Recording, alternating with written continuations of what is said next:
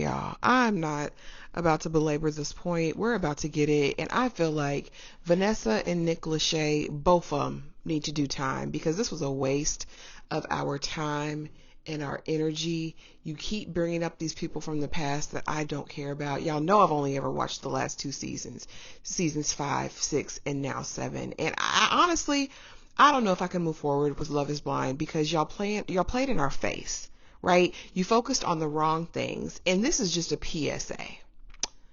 Some of y'all just have no discernment. And I'm talking to the fans. I'm talking to the watchers of Love is Blind because there is no rational thinking person with discernment that would put all of the blame on Alex. Now, was Alex perfect? Absolutely not.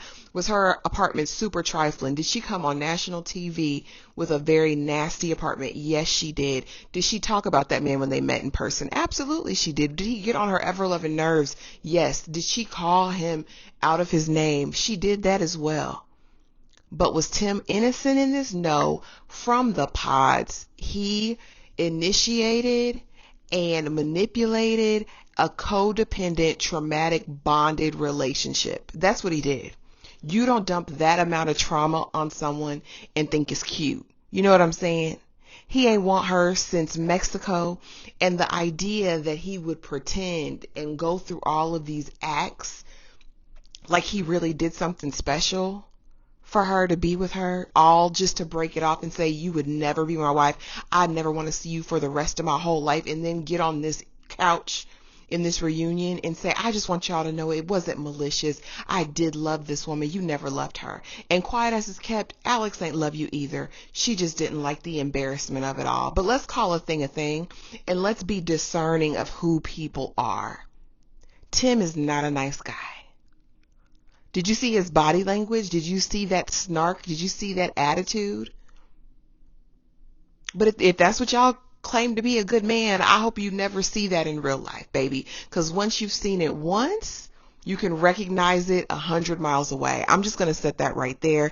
And we'll get into the thick of everything. So we see Monica and Steven. They come back. She's still very bitter. What I want for these ladies, I want them to leave it back there. You knew this Joker for 2 weeks, girl. It wasn't that deep. I mean, y'all busted it wide open, which was your choice. But girl, let it go. What's the point of being mad a year later? He's a pervert. He's a degenerate. We know that. But why do we have to go that? And Steven, you sat up there and you sounded dumb. You sounded really dumb. How much more responsibility do you have to take, sir?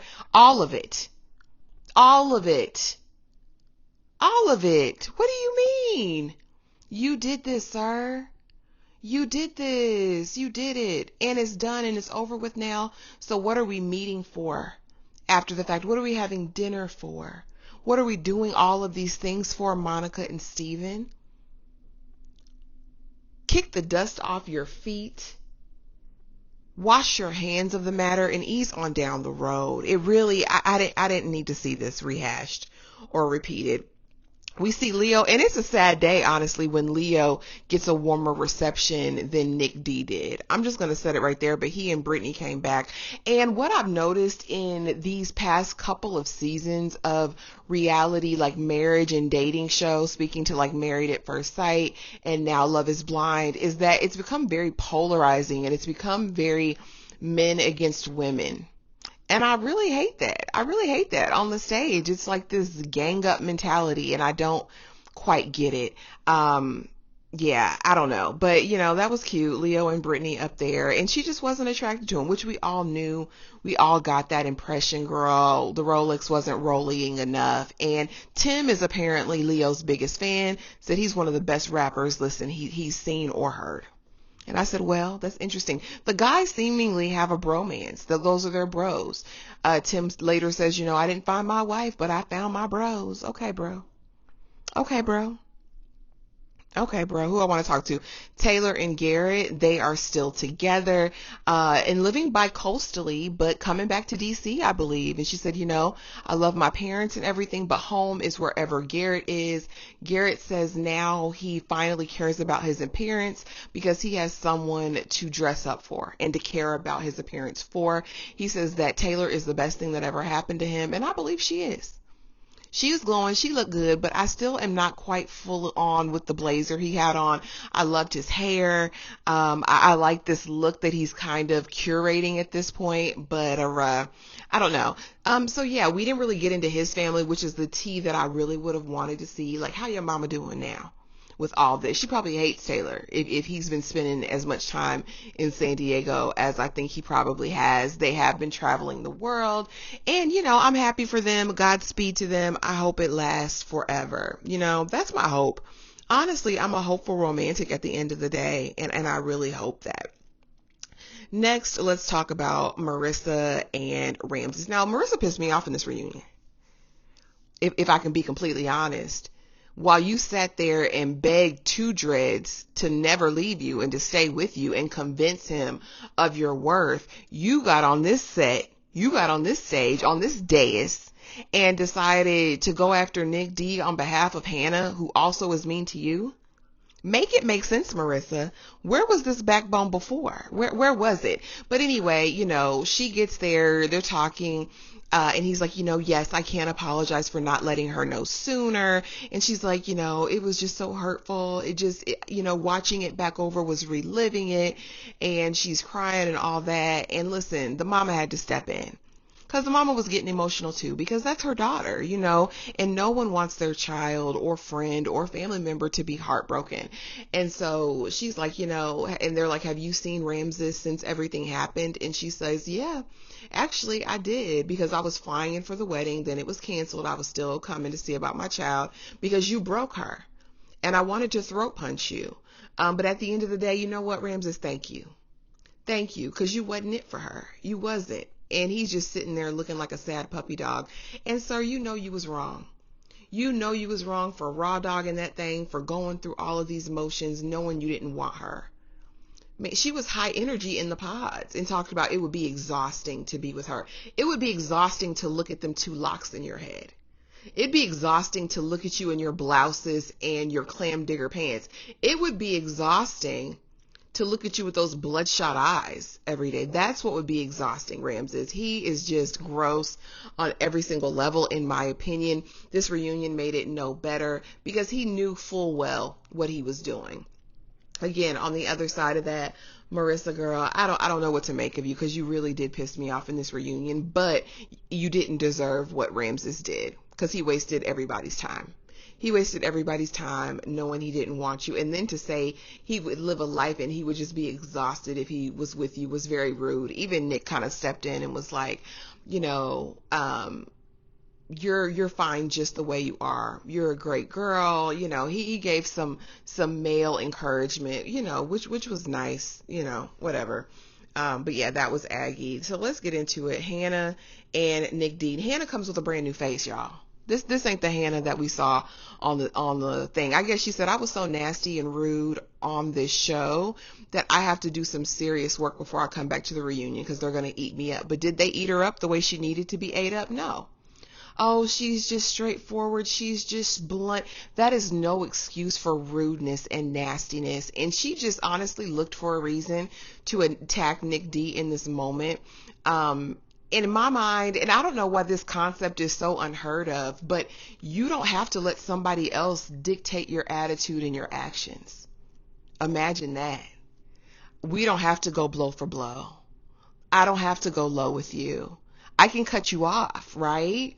But I don't have to be nasty. The way that she was just so terrible, even on this stage, and even talk about, she even talks to me this way, because Marissa's going, Captain Save-A-Ho, trying to come at Nick, because apparently he wrote something in a book about his 90-day goals, and one of them was to be the most famous on Love is Blind. I don't give a damn. He tolerated you. Also, apparently he called her a grenade. Allegedly, he denies it, but apparently her looks were not up to par for him. And girl, whatever. You said you were still smashing them afterwards. So apparently it wasn't that deep to you. Apparently it didn't mean that much. You just wanted to try to look for a way to balance the playing field. And she didn't get half the flack that she deserved. Hannah is nasty and rude. And at some point, someone's going to get her together. I'm just going to sit it right there. You can't be nasty and rude to everybody.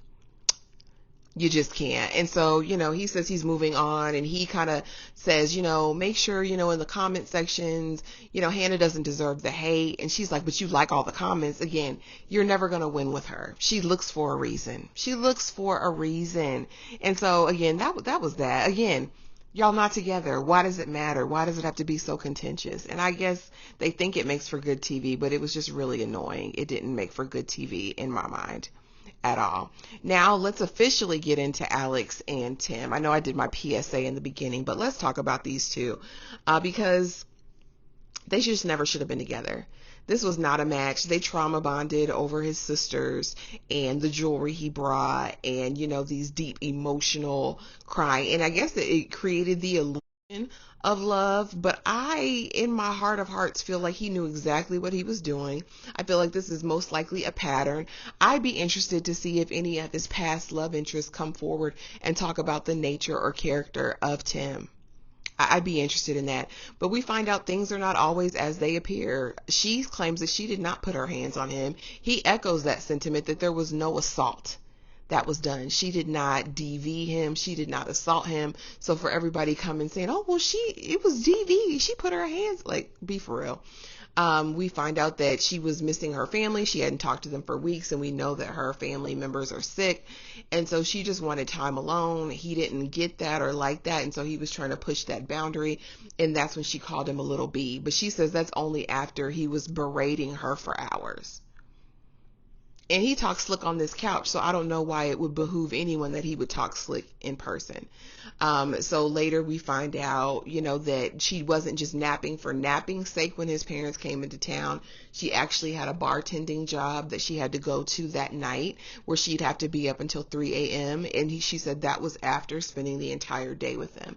Again, if he really loved her, liked her, whatever, he would have made accommodations. Mom, Dad, let me take you out for a minute. She's got to work tonight. Let her just sleep and then we can catch up later on. Like, I don't see why that would be a big deal. I really don't. And these people, well, she hugged them with her hand in her pocket and she did this and she did that. Again, Alex isn't perfect. Is she lazy? She comes across as lazy as far as housework and all that. Yeah, she did talk reckless to him. But again, he knew that in Mexico. Put your big boy drawers on and learn when to hold them, learn when to fold them, learn when to walk away. That's what it is to me. But she's really upset. And again, she says that actually, was it 3 hours after going through this whole thing with her dad and the letter, he tells her that he had doubts then. So again, we knew that this was imminent. We knew this was coming. Again, I don't think she liked him that way. And I honestly don't think he liked her that way. I think that they trauma bonded. And this is what can happen when you trauma bond. Because he ain't know nothing about her lifestyle habits, how she kept a house, if she was going to cook and clean and do everything. And I would just also posit this to you ladies who are dating, that just because a man has a well-appointed home, he's got a career, he's got status, does not make him a good man. Okay? Okay. I just want that to be clear. And then finally, let's get to Ashley and Tyler. I told y'all the last time it was going to be stand by your man and tell the world you love him. We knew that. And that's her husband. And like I said, whatever he told her, she claims that she knew the whole time. The way the edits go, that's not how it went, but whatever you guys need to do to save face. If this is the life she chooses, this is the life she chooses. Who are me to be mad at him if she's already forgiven him? Who are me to judge? So again, she says that she knew there was never a time that she didn't know anything. And he says, I don't have to explain myself to anyone but Ashley. And she knew the whole time. And she echoes that emotion. She said, this is a once in a lifetime love and she's willing to risk it all. And I hope she doesn't have to. I honestly hope the best for them. But something ain't clean in the milk still, to me, in my opinion. But you guys, that's all I got for it. It was annoying. It was aggravating. It was a waste of time, this reunion. Until they start pulling people on the carpet for their foul actions and attitudes on this show, it's always going to be whatever. Because even with Tim and Alex, they're like, oh, this is better if you talk about this offline. No, show his full character and how he acts.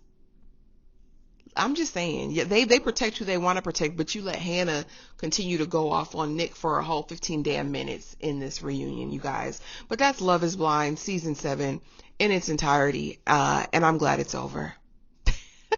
If you're still here, if you enjoyed this discussion, please be sure to like, comment, subscribe, do all of the things, and I will see y'all in the next video.